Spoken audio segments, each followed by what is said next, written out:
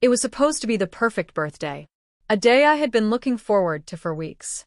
Not because I expected anything grand or extravagant, but because it was supposed to be a day surrounded by the people who mattered most, my family. My mom had promised me a small, intimate dinner at my favorite Italian restaurant. Just us, no fuss, no frills. That's how I liked it. Simple. Meaningful. But as I walked into the restaurant that evening, something felt off. The place was bustling with the usual weekend crowd. Couples laughing, families chatting, the clinking of glasses filling the air. I scanned the room, looking for my family, but there was no sign of them. No familiar faces. No table set for a birthday celebration. The hostess gave me a polite smile and led me to a booth in the corner. "Are you expecting anyone?" she asked, her tone light and friendly. I nodded, forcing a smile. "Yes, my family. They should be here any minute." She nodded back, but there was something in her expression, a flicker of doubt, maybe, that made my stomach twist. I sat down, pulling out my phone to check the time. 7:10 p.m. The dinner was set for 7 o'clock. I was early, but not by much. Surely, they wouldn't have forgotten. Minutes passed. Then 10 more. The restaurant buzzed around me, but my booth felt like an island of silence. I checked my phone again, and this time a notification popped up. A message from my mom. "We thought you'd be busy, so we decided to eat without you." I stared at the screen, my heart sinking. The words felt like a punch to the gut. I read them again, hoping I'd misunderstood. But no, they had eaten without me. On my birthday. Before I could process it, another message came through. This time from my sister. "We ate without you. Sorry." My hand trembled as I set the phone down on the table. The flickering candlelight in front of me seemed to mock the emptiness I felt inside. How could they do this? How could they forget me? How could they make such a thoughtless decision, as if I didn't matter? I took a deep breath, trying to steady myself. But the emotions were too much. Anger, sadness, disbelief. I stood up, leaving the restaurant without a word. The cool night air hit my face as I stepped outside, but it did little to calm the storm raging inside me. Days passed and I heard nothing from them. No calls, no texts, no apologies. I spent those days replaying the night in my head, trying to make sense of it. But the more I thought about it, the more I realized it wasn't just about the dinner. It wasn't just about one night. It was about something deeper, something that had been brewing for years. Finally, my phone buzzed. It was my mom. I hesitated, my finger hovering over the screen. Should I answer? Could I face them after what had happened? I picked up. "Hellos," I said, my voice steady but cold. "Why didn't you come home?" my mom asked, her voice shaky. I couldn't respond immediately. How could I? What could I say after everything? But then my sister's voice cut in from the background. "We didn't mean to hurt you," she said softly. We didn't think you'd care." The words hit me like a ton of bricks. We didn't think you'd care. How could they think that? How could they not see how much this day meant to me? "What do you mean, you didn't think I'd care?" I asked, my voice barely above a whisper. "It's my birthday. You're my family. How could you just forget about me like that?" There was a long pause on the other end of the line. For a moment, I wondered if they were even hearing me. But then my mom's voice cracked. "I'm sorry," she said. "We didn't mean it. We thought you'd be busy with your friends, or maybe working. You're always so caught up in everything else, and we didn't want to bother you." I couldn't believe what I was hearing. It wasn't just a mistake anymore. It was a misunderstanding, a complete misjudgment of who I was and how much this day meant to me. They didn't even see how much I had been looking forward to spending time with them. "Mom," I said, struggling to hold back the tears, "it's not about being busy. It's about showing up. It's about family. I'm not asking for a huge celebration, but I just wanted you to be there. That's all. To show you cared." My sister's voice cut in again, this time softer, but still laced with guilt. "We didn't think it would hurt you that much. We thought you'd understand. I mean, we always get so busy with our own lives, and we thought this year you wouldn't mind." At that moment, I realized they truly hadn't understood. They hadn't grasped just how important this day was for me, just how much I needed to feel seen, to feel valued. Instead, they had dismissed me, assuming I'd be fine without them. Maybe I don't understand, I replied, trying to make sense of it all.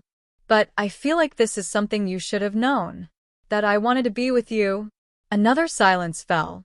I could feel the weight of the conversation bearing down on me. My chest felt heavy, and every word that followed seemed to make it harder to breathe. Please come home, my mom said quietly. We'll make it right. I promise. We'll do something special for you. We can't undo what happened, but we'll try to make it up to you. I wasn't sure what to say. Part of me wanted to just hang up, to walk away from it all. But another part of me, the part that still longed for the warmth of family, wanted to believe them. I don't know, I murmured. I need some time to think. And with that, I ended the call. The days that followed were a blur. I replayed the conversation over and over in my head, each time feeling more and more like a broken record. They always meant well, but it was like they were blind to how I was feeling. I had given them all the signs, but they hadn't seen it. Or maybe they just didn't care enough to look. By the time the weekend rolled around, I had made my decision. I called my mom and told her I would come over. I needed closure, but I wasn't going in with the hope of everything magically being fixed. No, I was going in to face the truth, whatever that truth was. When I arrived at my parents' house, the tension in the air was almost palpable. The house was quiet, too quiet.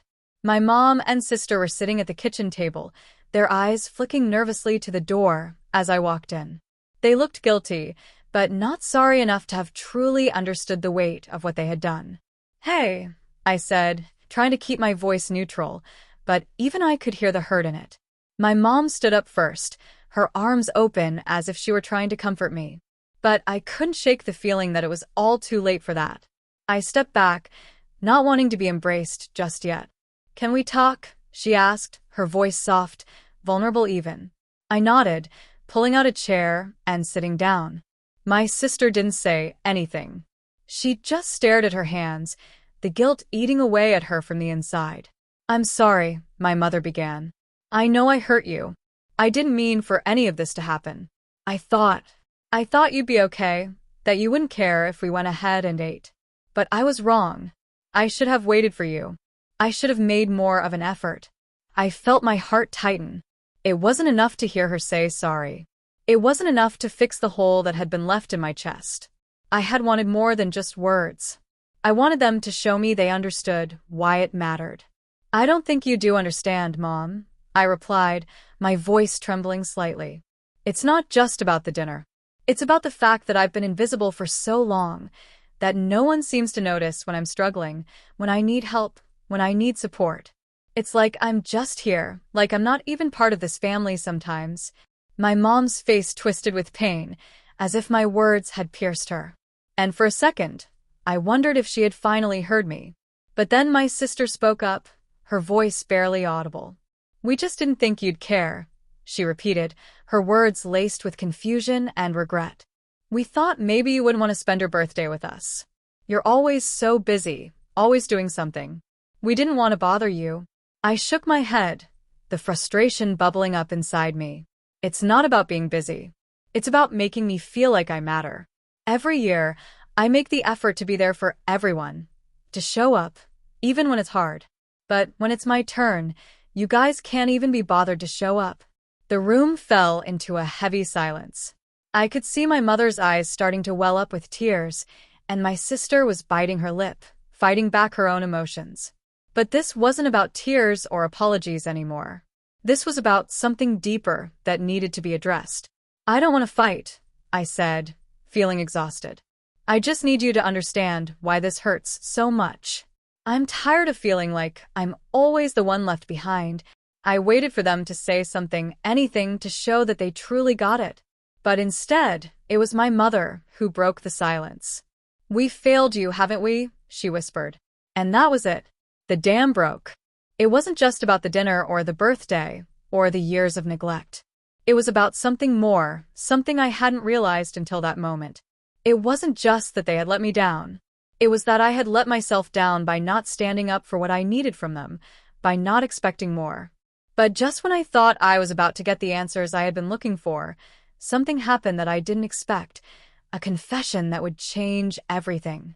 The room remained quiet, the weight of my mother's words hanging in the air like a heavy cloud. It felt like we had reached a breaking point, like something was about to shift. But as the minutes ticked by, I started to wonder if any of us truly understood how deep the hurt went. My mom wiped her eyes, her hand trembling slightly as she tried to compose herself. "I know I haven't been there for you the way I should have," she said, her voice breaking. "But I didn't realize how much it hurt you. I didn't realize that you felt invisible all these years." I sat in silence, letting her words sink in. It wasn't that I had expected her to fix everything in an instant, but hearing her acknowledge the truth felt like a small piece of the puzzle finally falling into place. Still, it wasn't enough to heal the wound. Not yet. But then my sister spoke up, her voice shaky but determined. "I don't know if I can make it right," she said, looking directly at me. "But I know I've been part of this too. I've taken you for granted. Always thinking you'd be fine on your own. Always assuming you didn't need us." She paused, her eyes brimming with guilt. And I was wrong. For the first time in a long while, I felt like they were finally starting to see me, not just as the person who always showed up for everyone, but as someone who deserved to be seen, loved, and valued in return. But before I could respond, something strange happened. The front door opened with a creak, and we all turned, startled. My father walked in, looking slightly out of breath, as if he had just come from a long day at work. He froze when he saw us sitting there, the tension thick in the room. "What's going on?" he asked, his eyes darting from me to my mother and sister. It was clear that he had no idea what had been happening. For a moment, I wondered if he even cared. The years of distance between us felt like a wall I couldn't break down. But my mother stood up quickly, rushing to explain. "We were just talking," she said, her voice soft but strained. "About everything." My father raised an eyebrow. "What do you mean, everything's?" I could feel the anger rising within me again. "You weren't here," I said, my voice shaking. "You didn't even notice, did you? You didn't even care. I've been invisible to this family for so long, and you never once stopped to ask how I was doing." My father's face faltered. For a moment, I saw the flicker of something in his eyes. Was it guilt? Regret? But it disappeared almost as quickly as it appeared. I didn't know," he muttered, rubbing the back of his neck awkwardly. "I thought you were fine. You've always been fine." I stared at him, the weight of years of neglect pressing down on me. The man who had always seemed so distant, so absorbed in his work, had never once bothered to check on me. I could feel the anger rising in my chest, but I kept it in check for now. "You've been assuming that, haven't you?" I said, my voice low and steady. "You've been assuming I was fine, because I never asked for anything. But it's not about asking. It's about showing up. It's about being present." There was a long silence. My father didn't know how to respond. In that moment, I saw the cracks in the foundation of our family, and I realized that no amount of apologies or explanations could fix it. The damage had been done over years of neglect, and it was going to take more than a few words to heal the wounds. But there was something that shifted in that room, something that hadn't been there before. The three of them, my mother, my sister, and even my father, finally understood something they hadn't understood before.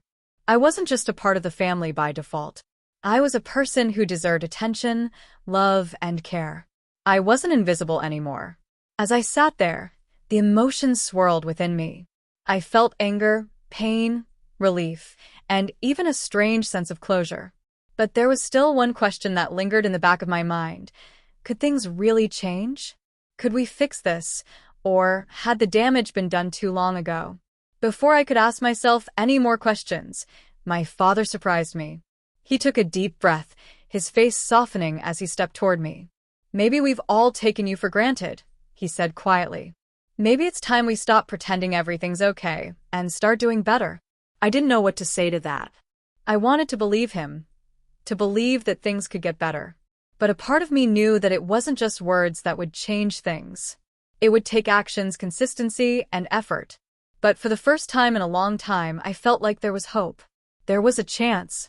And as I left my parents' house that day, I knew that the real work was just beginning. But at least, we were finally acknowledging the truth. At least we were finally ready to face it. The next few days were a blur. I didn't hear from my parents. I didn't hear from my sister. Part of me was afraid that the silence was a sign of things falling apart again. But then, just when I started to doubt everything, my phone buzzed. It was a message from my mom. "Can we meet? We want to talk." My heart skipped a beat. The old me would have resisted, would have shut myself off completely. But this time, I didn't hesitate. I wanted to believe we could start fresh. I wanted to believe that this could be the turning point. When I arrived at the cafe where we agreed to meet, I saw them sitting at a corner table, my mother, my father, and my sister. Their faces were weary, but there was something different in their eyes, something that hadn't been there before. Vulnerability. A willingness to be honest with each other. "We've been thinking," my father began, his voice steady but low, "about everything we've been through, and about what we need to do to make it right." My mother reached out her hand, gently brushing mine. "We can't change the past, but we can change how we move forward. We're ready to put in the effort, to do whatever it takes to rebuild." I looked at each of them, my emotions swirling. I wasn't sure if I was ready to forgive, but in that moment, I realized something. The road to healing wouldn't be easy. It wouldn't happen overnight. But if they were willing to try to make real changes, maybe I could too. "Okay," I said, my voice soft but firm. "I'm willing to try. But it won't be easy. We have a lot to work through." They nodded, understanding the weight of my words. The journey ahead was uncertain, filled with challenges and setbacks. But one thing was clear. We were no longer running from the truth. We were facing it head-on together. As I left the cafe that day, a strange sense of peace settled over me. I knew it wasn't going to be a perfect resolution. There would be bumps along the way, moments where it felt like everything might fall apart again. But for the first time in a long time, I wasn't afraid of the future. Because despite everything, I believed that we could rebuild. We could heal. And maybe, just maybe, we could finally be the family we had always longed to be. The days turned into weeks, and the cracks in our family slowly began to heal. We had difficult conversations, some of which left us all in tears, but we never gave up. It wasn't easy, and there were still moments of doubt, but little by little, we rebuilt the trust that had been shattered over time. I realized that forgiveness wasn't a single moment. It was a process. And while things might never go back to the way they were, we had created something stronger, something built on honesty and effort. For the first time in years, we truly felt like a family again. And that, in the end, was enough.